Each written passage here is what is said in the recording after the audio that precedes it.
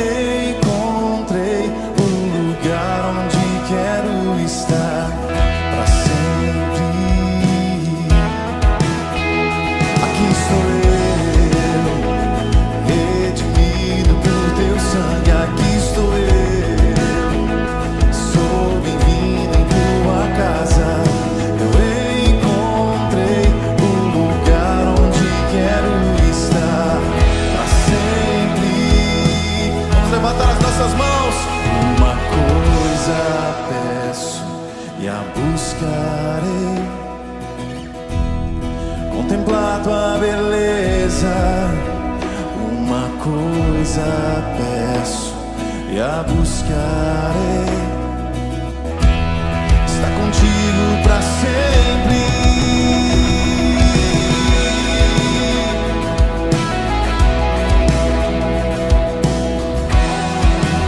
Estar contigo pra sempre, meu Senhor.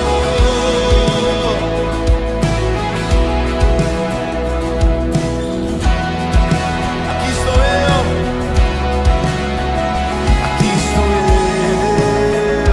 redimido por teu sangue. Aqui estou eu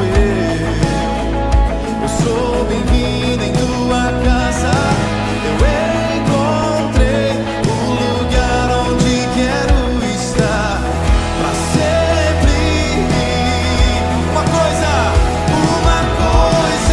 peço e a buscarei: contemplar tua beleza. Uma coisa peço e a buscarei: estar contigo pra sempre. Uma coisa peço e a buscarei: contemplar tua beleza. Uma coisa peço e a buscarei: estar contigo pra sempre.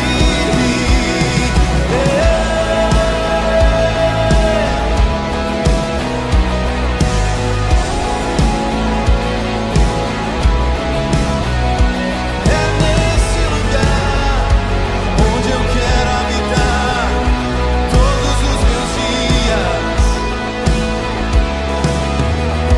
Melhor um dia em tua casa que 1000 dias em qualquer outro lugar. Eu me aproximo do trono da graça confiadamente pra te encontrar. Melhor um dia em tua casa que 1000 dias em qualquer outro lugar. Eu me aproximo do trono da graça confiadamente pra te encontrar.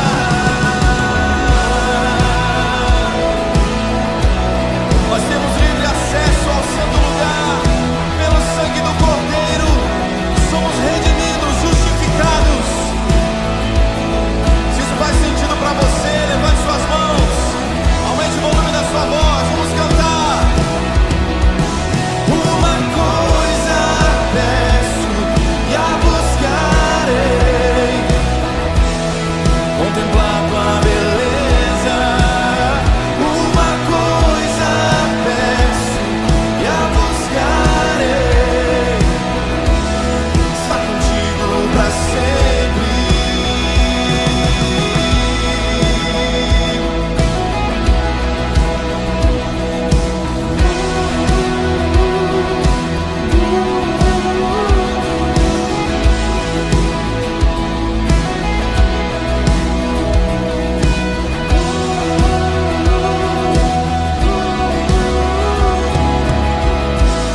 Aplaudimos o Rei, o Senhor. Santo, santo é o teu nome, não há ninguém como tu, Senhor. Nos lembraremos das tuas promessas nessa manhã. Tu és fiel, Senhor.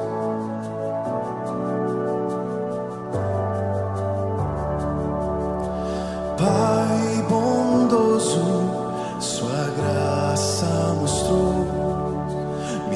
resgatou das trevas e me encheu de paz. Doador da graça, socorro quando eu precisar. Pra sempre cantarei. Fiel, fiel tu és. Fiel, pra sempre tu serás. Fiel tu és. As tuas promessas são sim, amém. As tuas promessas são sim, amém.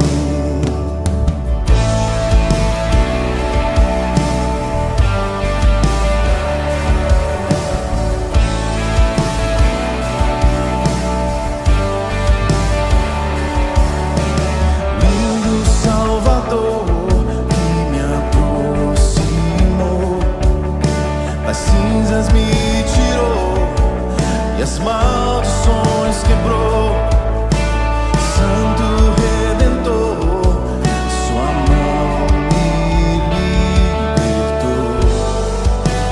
Pra sempre cantarei. Fiel, fiel tu és. Fiel, pra sempre tu serás. Fiel tu és. As tuas promessas são sim, amém. As tuas promessas são sim, amém. Fiel, fiel tu és. Fiel, pra sempre tu serás. Fiel tu és. As tuas promessas são sim, amém. As tuas promessas são sim, amém. Feche os seus olhos na presença do Pai. Deixe o Espírito Santo lembrar a você das promessas que Ele tem sobre a sua vida. Vamos renovar a nossa esperança. Tu és fiel, Senhor.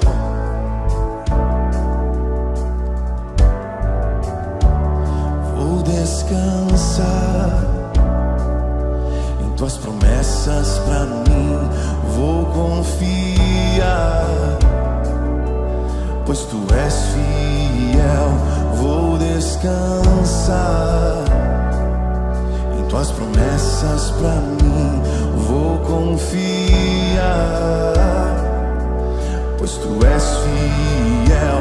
Vou descansar em tuas promessas pra mim. Vou confiar, pois tu és fiel. Vou descansar em tuas promessas pra mim. Vou confiar, pois tu és fiel.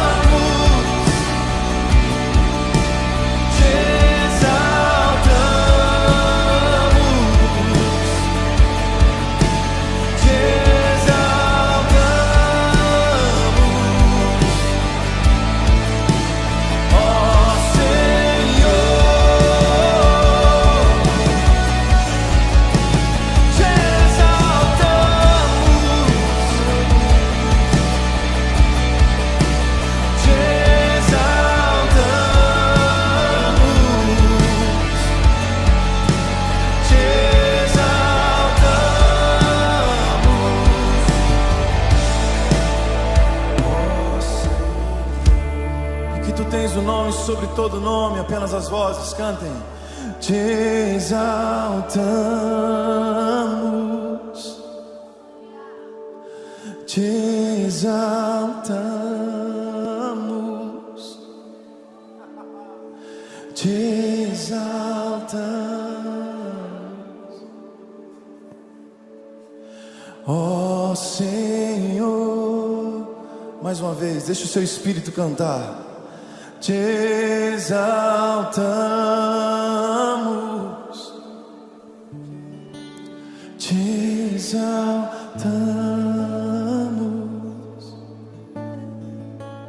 te exaltamos,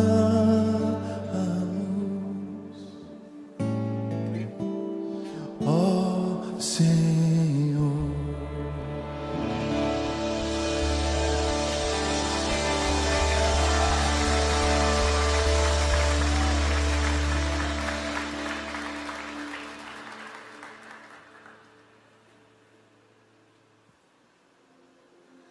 Aleluia, obrigada, Jesus. Obrigada, Senhor, por aquilo que o Senhor já está derramando aqui, neste lugar. Nós queremos te amar mais, Jesus. Nós queremos mais fome, mais sede por ti.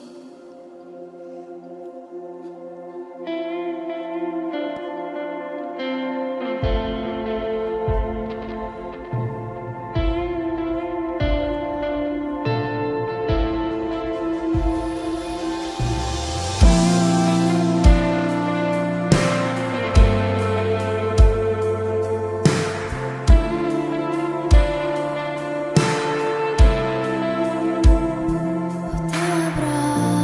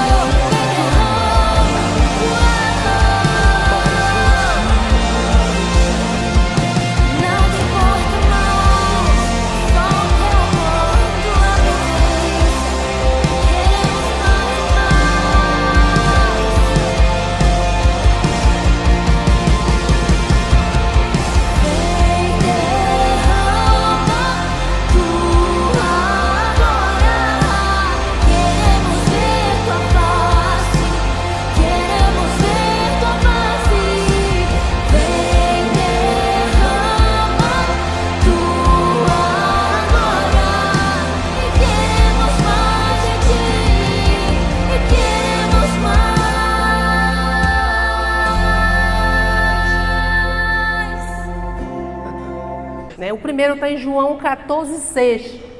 Se você puder acompanhar ali, diz assim: disse-lhe Jesus, eu sou o caminho, a verdade e a vida. Ninguém vem ao Pai senão por mim. Jesus aqui ele fala que ele é o caminho, a verdade e a vida. Não tem como chegar ao Pai se não for por ele. E quando a gente fala de caminho, né, Jesus é o caminho. Quando você, por exemplo, vai fazer uma viagem, eu lembro quando eu morava em São Paulo, eu fazia muitas viagens de lá, de São Paulo para cá. Os meus filhos vieram antes para Belo Horizonte e sempre a gente vinha de São Paulo para cá. Em algumas viagens eu até vim dirigindo. E a primeira coisa que eu fiz para chegar em Belo Horizonte, eu coloquei o GPS. Porque sem o GPS, com certeza, eu não conseguiria chegar aqui. E eu lembro também uma vez que, eu estando em São Paulo, eu iniciei o processo de... Quantos aqui tiveram experiência, tipo assim, que nunca tinham andado com o GPS, né? Talvez você já teve essa experiência. Eu talvez não tinha, em Fortaleza eu não usava GPS. E lá em São Paulo eu comecei a usar o GPS. Só que teve um dia que eu não usei o GPS, uma pessoa falou para mim, não, eu sei o caminho. Eu sei o caminho. E aí eu confiei nessa pessoa porque ela me falou, olha, eu sei o caminho. Eu falei, então tudo bem, eu estou com uma pessoa que sabe o caminho. E aí pegamos o carro e fomos a um lugar. A gente ia no metrô. E aí o que acontece? Nós nos perdemos. Nós nos perdemos porque eu não estava com o GPS e a pessoa que estava do meu lado que disse que sabia o caminho, na verdade não sabia exatamente o caminho. E eu fui parar numa favela porque eu não sabia o caminho. Eu não tinha o caminho. Eu lembro que esse dia foi um dia bem difícil para mim.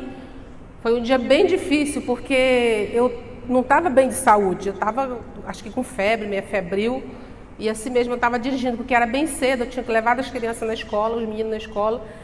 E foi muito difícil aquele dia, porque eu estava sem o GPS. Eu não tinha uma rota para seguir. Eu não tinha como colocar aquele GPS ali e me levar até o caminho certo.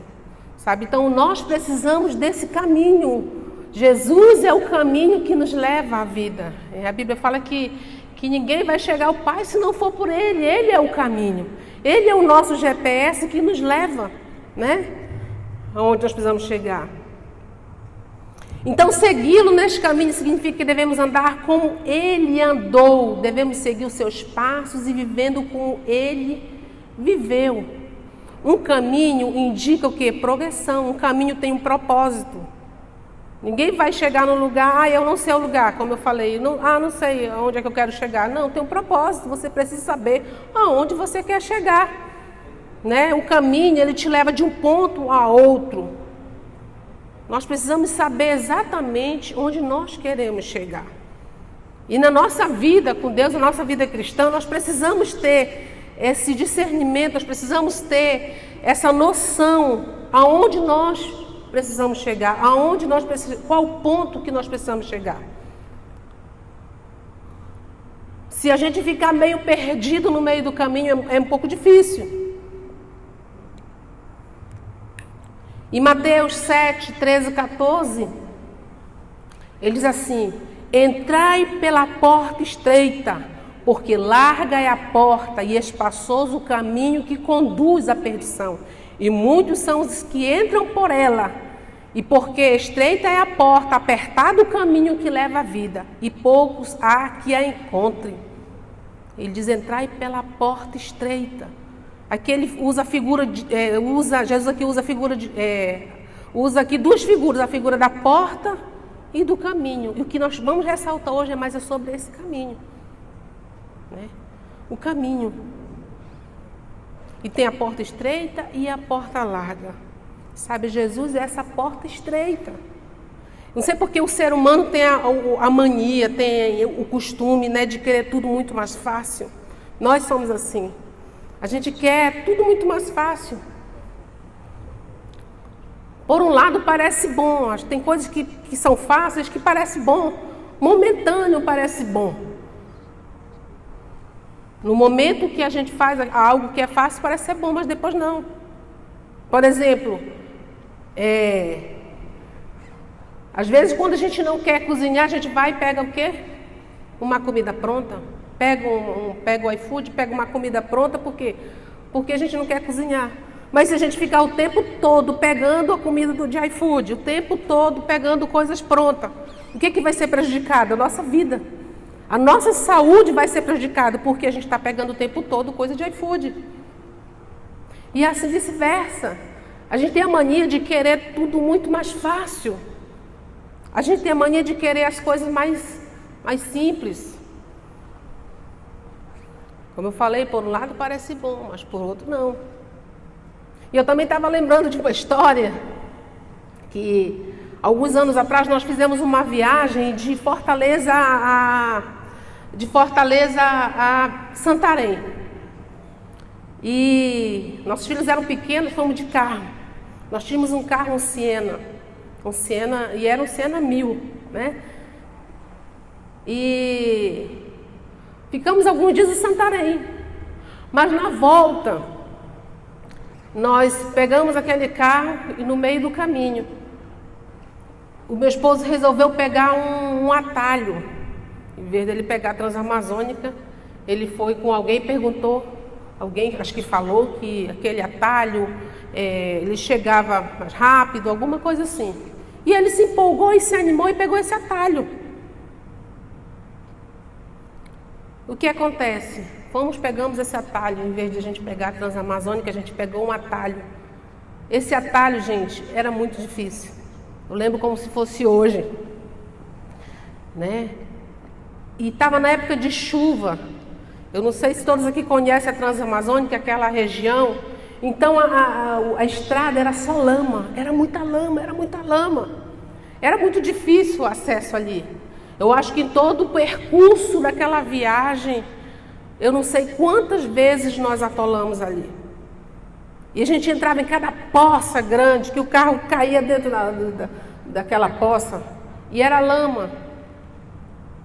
E eu até fiz assim algumas coisas meio até engraçadas. Na hora da agonia, na hora da dificuldade, eu peguei um pedaço de pau e comecei a medir a lama para ver até onde a gente podia entrar com o carro. Numa dessas coisas que eu fiz assim, o nosso carro atolou de vez e não saía de forma alguma daquela lama. Foi muito difícil. E nós precisamos naquela noite dormir lá naquele lugar. Passar a noite no lugar, sabe? Que era mata fechada, tudo difícil, sabe? A noite era aquele breu. Gente, você imagina, você nunca passou por essa experiência, mas eu me lembro como se fosse hoje. Eu estou aqui resumindo a história. Mas que história, foi muito difícil. Tudo porque a gente quis pegar um caminho mais fácil. Tudo porque a gente quis pegar um atalho. E que parecia ser fácil, que parecia ser bom, que parecia que a gente ia chegar mais rápido. Mas era um atalho, era um caminho perigoso. Então a gente tem essa mania como ser humano de querer as coisas mais fáceis, de querer um caminho mais fácil. E Jesus, ele fala, entrai pela porta estreita, porque larga é a porta e espaçoso o caminho que conduz à perdição, e muitos são os que entram por ela. E porque estreita é a porta e apertado o caminho que leva à vida, e poucos que há encontram. Isso está em Mateus 7, versículo 13 e 14. Então Jesus nos manda aqui entrar pela porta estreita, porque espaçoso é o caminho, sabe? Às vezes na nossa vida cristã,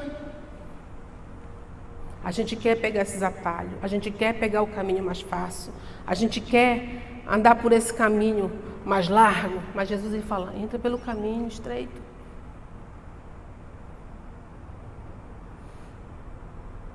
Nós já entregamos a nossa vida a Jesus. Nós estamos no caminho agora. Agora que nós estamos nesse caminho, que Jesus é o caminho, a verdade e a vida, nós precisamos o que fazer para continuar, para chegar ao ponto onde nós precisamos chegar? O que a gente precisa fazer? Nós precisamos o quê? Aqui Paulo descreve isso perfeitamente, que está em Filipenses 3, 7 e 8, diz assim: mas o que para mim era ganho, reputei-o por perda por Cristo. E na verdade tenho também por perda todas as coisas, pela excelência do conhecimento de Cristo Jesus, meu Senhor, pelo qual sofri a perda de todas as coisas e as considero como escória, para que possa ganhar a Cristo. O que Paulo estava falando? Ele deixou para trás. Paulo, ele tinha muito conhecimento, ele tinha uma mente formada, ele era um homem estudioso, ele tinha uma mentalidade formada, ele tinha muitas experiências do mundo, do lugar onde ele viveu. Se você for ver esse texto anteriormente, ele fala disso, a religiosidade, todo o conhecimento que ele tinha, toda a bagagem que ele carregava. Ele disse que agora, para mim, reputei como perda. Essa bagagem que a gente traz, que a gente precisa deixar. Essa bagagem que a gente traz lá de fora, os nossos pensamentos formados, uma mentalidade formada, um conhecimento formado, que a gente precisa deixar, abandonar, deixar para trás. E Paulo falou isso, ele falou assim, mas para mim, o que para mim era ganho, o que ele achava que aquilo era muito, ele falou agora, reputei por perda. Quer dizer, ele não estava mais, olha, para ele isso não era mais nada. E a gente tem esse costume também de achar, ai, no mundo eu fui isso, ai, eu fiz isso, eu fiz aquilo. E a gente acha que é muita coisa. Mas quando você chega para Jesus, isso não é mais nada. É perda. Então significa que temos que deixar para trás tudo que Deus nos indica, que nos impedirá andar por este caminho. Porque tem coisas que são empecilho. São empecilhos, são cargas que você carrega, que você traz, que é um empecilho. Fica pesado na sua caminhada. No seu caminho você fica carregando mochila nas costas. E é um peso, e tem coisas que a gente tem que pegar, abre a mochila e começar a jogar fora. Começa a jogar fora. Tira essa carga. Os nossos próprios raciocínios, nossas ideias, uma nova mentalidade, nova crença, nossas próprias habilidades. E muitas vezes tem coisas que nos impedem, muitas vezes é o seu status social, a sua honra, o seu orgulho. Sabe? Tudo isso tem que ser deixado para trás como perda. Andando no caminho estreito, agora que entramos no caminho, é hora de seguir em frente. Como que você vai seguir em frente? Em Tiago 1, 22 a 24, diz assim, não se enganem, não sejam apenas ouvintes dessa mensagem, mas a ponham em prática. Porque aquele que ouve a mensagem e não põe em prática é como uma pessoa que olha no espelho e vê como ela é, dá uma boa olhada, depois vai embora e logo esquece da sua aparência. Andar nesse caminho significa praticar, não somente ser uma pessoa ouvinte, não somente conhecer, saber o que tem para fazer, porque uma coisa é você saber o que você precisa fazer, mas uma coisa é você fazer, é você praticar. É como uma pessoa que diz assim, eu sei fazer essa receita, ele fala, eu sei, mas ele nunca fez. Como é que você sabe que ele sabe fazer aquela boa comida, aquela receita, se ele nunca fez? Porque uma coisa é ter aqui uma receita, mas uma coisa é ter a prática. A pessoa que tem a prática, ela fica mais e mais afinada. Principalmente quem cozinha ou qualquer outro tipo de prática. É como também dirigir. A pessoa fala assim, eu tenho aqui a carteira de motorista. Tá, eu tenho a carteira de motorista, mas eu não dirijo. Geralmente quem tem uma carteira de motorista e passa muito tempo sem dirigir, ele vai perdendo as suas habilidades. Ele vai perdendo a sua prática. Então a mesma coisa, a palavra diz, não se engane, não sejam apenas ouvintes dessa mensagem, ponham em prática, porque aquele que ouve a mensagem e não põe em prática é como uma pessoa que olha no espelho, ele reflete, ele vê quem ele está aqui entendendo quem é a pessoa dele, ele dá uma boa olhada e depois vai embora. Sabe, esse caminho estreito é um modo de ação. É um caminho que atravessa a nossa carne. Esse caminho estreito é um caminho de renúncias. O caminho estreito, ele significa o quê? É desistirmos inteiramente da nossa própria vontade, nossos próprios pensamentos sobre como a nossa vida deveria ser, nossos próprios desejos. Sabe, esse caminho estreito é você renunciar, é você deixar para trás.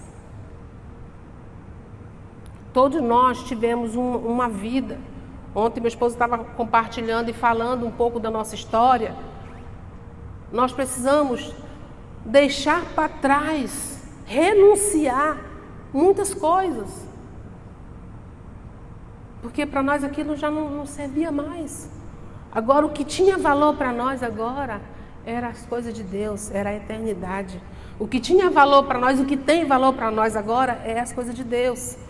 Então nós renunciamos o que? Muitas coisas, nós deixamos para trás. Viver esse caminho é um caminho de renúncia, é você deixar para trás algumas coisas. É você abandonar aquilo que você antes achava que aquilo tinha muito valor. Agora para você não tem mais. O que tinha valor antes, hoje não tem mais. É um caminho de renúncia. Já faz alguns anos que a gente tem caminhado no Evangelho. Faz alguns anos que nós deixamos tudo para seguir Jesus. Deixamos tudo que a gente achava que tinha valor. Mas não tinha valor. O que tem valor agora é esse caminho que tem valor. Esse caminho que fez toda a diferença na nossa vida. Esse caminho que nos trouxe vida. Antes nós não tínhamos vida, mas agora sim nós temos vida. Eu lembro que quando eu vim para Jesus, uma das coisas que eu tinha muito era um vazio tremendo que nada cabia. Que vazio era aquele tão grande? Uma pessoa tão jovem, de 17 anos, com vazio tamanho.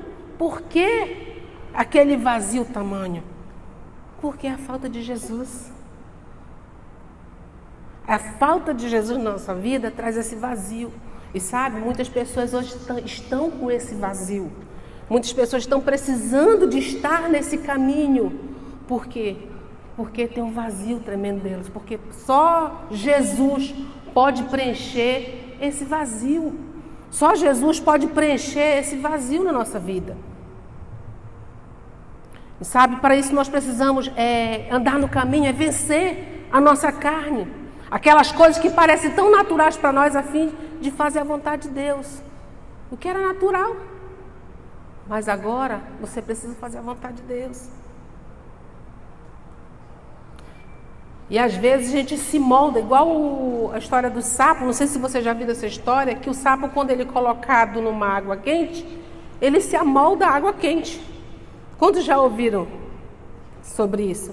Que o sapo colocado dentro de uma água quente, ele se amolda água quente, ele fica lá e ele nem percebe que a água está aquecendo tanto, ele continua naquela água, ele fica lá, ele nem sabe a hora de sair,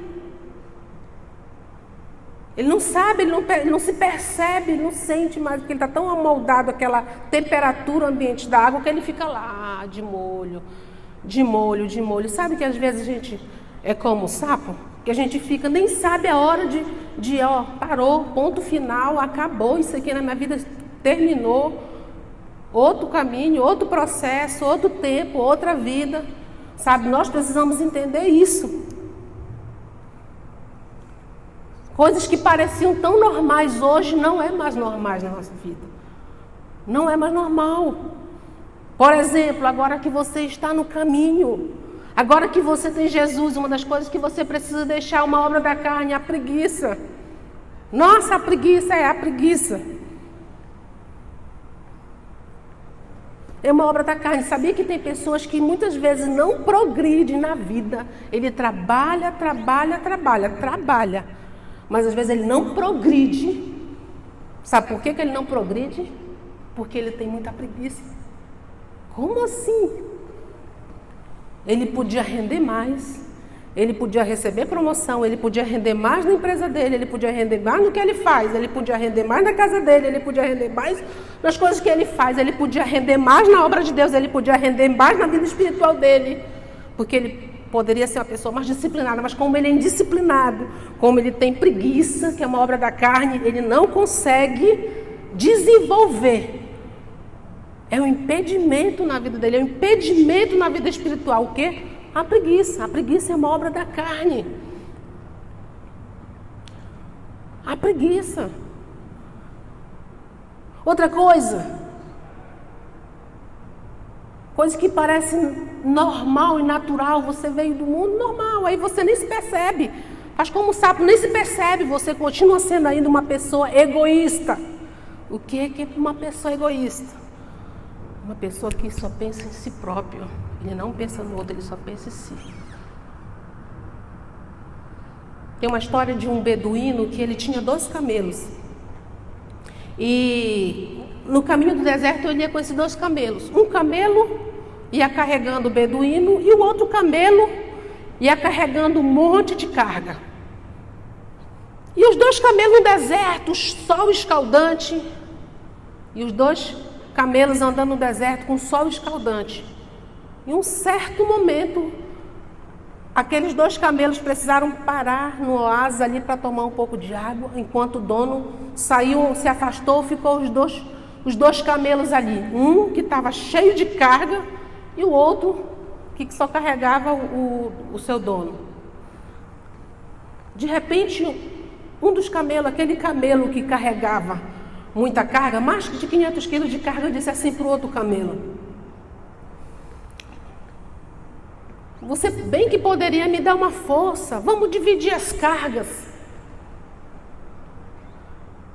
Está muito pesado para mim, eu estou muito cansado, eu estou muito cansado, por favor, me ajude, leve um pouco dessa carga para mim. O camelo que estava sem carga nenhuma falou para ele: eu não estou nem aí, a carga é sua, o trabalho é seu, você que se vire, porque eu vou continuar levando o meu dono, que se vire. Ele disse: por favor, não te custa nada você me ajudar, vamos só dividir um pouco as cargas, leva só um pouquinho, por favor. Ele falou assim: olha, se vire, eu não estou nem aí. E aí os 2 camelos prosseguiram viagem. O dono chegou, bateu no joelho de um dos camelos abaixou, ele subiu e prosseguiram viagem. E aquele sol escaldante do deserto. E aquele camelo que estava sobrecarregado, cheio de carga, ele começou a dar passos menores, que mostrava que ele estava muito cansado. E estava cansado. E o outro camelo que só levava o dono não estava nem aí, ele nem olhava para trás mesmo, continuou seguindo. O outro ficou para trás. De repente, o beduíno vê um barulhão e disse: o que aconteceu? O que está acontecendo? E olhou para trás, lá, né? Quando ele foi ver, aquele camelo que estava cheio de carga caiu, desmaiado, não somente desmaiado, na verdade ele morreu de exaustão. Ele morreu de exaustão. Tudo por quê? Tudo porque alguém que poderia ajudá-lo a levar um pouco da sua carga não o ajudou. E ficou um peso tremendo para ele. Sabe, muitas vezes a gente está como estamos como aquele camelo, um camelo egoísta, que ele só pensa em si, ele não pensa no outro, ele só pensa no que ele está fazendo. O trabalho é seu, que se vire, que se lixe, que se dane, não estou nem aí. Às vezes a gente nem se percebe, mas às vezes a gente tem atitudes assim, de egoísta, que só pensa em si, esquece do outro. Tem pessoas que estão levando fardo tremendo nas costas. A gente não está nem preocupado se ele conhece Jesus, se ele está levando fardo, se ele tem um vazio, se ele está bem. A gente não está nem aí. Só penso que eu estou bem, eu tenho as minhas coisas, eu tenho a minha casa, eu tenho meu dinheiro, eu tenho meu trabalho, a minha conta está cheia, a minha poupança está cheia, sabe? E são coisas que a gente nem percebe, gente. Estou falando que coisas que a gente nem se percebe. É lá dentro, é dentro de nós. A gente se preocupa muito com o nosso bem-estar e não preocupa com o outro, sabe? Isso não é o teu coração de Deus, porque o coração de Deus é diferente, sabe? Isso é uma obra da carne, o egoísmo. Outra coisa, a ganância. A ganância é um desejo exacerbado por ter ou receber mais do que os outros. É um apego excessivo aos bens materiais e ao dinheiro. Geralmente uma pessoa que ela tem ganância, geralmente uma pessoa que é gananciosa, avarenta, ela não gosta de dividir o que tem e faz tudo para ter mais. Tem pessoas que têm avareza. E como eu te falei mais uma vez, são coisas que a gente não percebe. Às vezes a gente está sendo avarento e não está se percebendo. Nem se percebe porque a gente se habituou, como aquele sapo, às temperaturas quentes. E nem se percebe que a gente está sendo uma pessoa avarenta, uma pessoa que não está muito preocupado com o dinheiro, muito preocupado com os seus bens materiais e não está se preocupando também em dividir, em compartilhar. Sabe, Jesus ele faz uma demonstração que está em Lucas 12, 15. Ele disse o seguinte: e disse-lhes, acautelai-vos e guardai-vos da avareza, porque a vida de qualquer não consiste na abundância que possui. E diz, guardai-vos da avareza, porque a vida de qualquer não consiste na abundância do que possui. A sua salvação, a sua vida não consiste naquilo que você tem, quanto que você tem no seu bolso, quanto que você tem na sua conta bancária. Não, mas aquilo que você faz para Deus, aquilo que você compartilha com o seu próximo, aquilo que você se doa, isso sim vai contar na sua vida. Isso sim vai contar lá nos escritos do céu. Isso vai contar, as suas boas ações vai contar. Não é o tanto que você tem. Esse texto aqui, o início dele fala sobre o rico, né? Ele conta a instrução do rico. Depois você em casa você pode pesquisar e ler essa história. Porque ele estava muito preocupado em guardar as suas coisas, e guardar o seu campo, o seu dinheiro. E quando Jesus falou isso aqui, exortando, acautelai-vos e guardai-vos da avareza, porque a vida de qualquer não consiste na abundância do que possui. Às vezes pela ganância você faz coisas que não deveria, você só pensa em ganhar mais. E muitas vezes você até faz coisa errada. Por causa de quê? Por causa da ganância. Porque quer ter mais, muito mais, muito mais. O ressentimento, a falta de perdão. Sabe, uma vez tinha uma história de um jovem que ele morava com seu pai. E esse jovem chegou a um ponto que ele fala assim, eu não aguento mais o meu pai. O meu pai é chato, o meu pai ele fica me mandando, me desmandando, ele diz o que eu tenho que fazer, o que eu não tenho que fazer. Meu pai tem pensamentos antigos, ele é cafona, ele é um velho chato. E começou a pensar muitos enganos na mente dele. Ele falou assim, não aguento mais o meu pai. Sabe de uma coisa? Eu vou sair de casa. E esse jovem resolveu sair de casa, abandonar a casa do pai e foi embora. Foi embora. Aí ele disse que ele foi embora, ele começou a experimentar todo mundo. Começou a experimentar o mundo. Experimentou tudo que ele pôde. Tudo que ele não fazia na casa do pai dele, ele começou agora, meu pai não gosta disso que eu vou começar a fazer. Ele começou agora a usar drogas, ele começou agora a pegar mal companhia com outras pessoas, ele começou agora a se drogar, ao ponto que não estava mais, era tanta droga que ele usou, foi tantas más companhias que ele se envolveu, que não estava, que ele mesmo não estava mais se aguentando. Chegou um ponto que ele falou: meu Deus, eu não aguento mais a minha vida, e agora? E a vida dele começou a entrar em pânico, em desespero. Eu falei assim: a minha vida está destruída, o que eu vou fazer? Ele pensou consigo mesmo: vai ser o jeito agora eu voltar para a casa do meu pai. E aí ele pensou: mas o que eu faço? Eu não tenho coragem de chegar ao meu pai, será que ele vai me receber? O que ele vai dizer? Eu agora sou um drogado, um viciado, meu pai não vai me querer, ele não vai me perdoar. Ele pensou assim: vou escrever uma carta. E aí ele escreve uma carta e ele fala: pai, eu estou te escrevendo essa carta porque a minha vida está totalmente destruída. A minha vida está totalmente destruída, pai. E eu não sei mais o que eu faço. Eu acho que a única solução é voltar para a sua casa. Se o Senhor me receber, olha, eu nem tenho coragem de ir aí. Eu vou fazer o seguinte: eu vou pegar um trem e eu vou aí. Pai, se o Senhor for me receber, por favor, como um sinal que o Senhor vai me receber, coloca nas árvores do caminho do trem lençóis e lenços, porque quando eu ver isso, indica que o Senhor vai me receber.